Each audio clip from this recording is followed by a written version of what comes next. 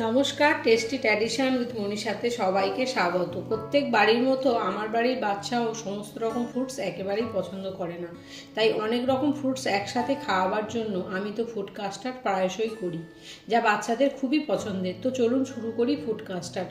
প্রথমে গ্যাসে 1 লিটার দুধ বসিয়ে ফোটাতে থাকবো। সেই দুধ থেকে কিছুটা দুধ তুলে ঠান্ডা করে এতে 2 টেবিল স্পুন কাস্টার্ড পাউডার মিশিয়ে নেব। এবার ফুটে উঠলে দুধটা এতে হাফ বাটি চিনি অ্যাড করে গুলে রাখা কাস্টার্ড মেশাবো, তবে গ্যাসের ফ্লেমটা লো করে।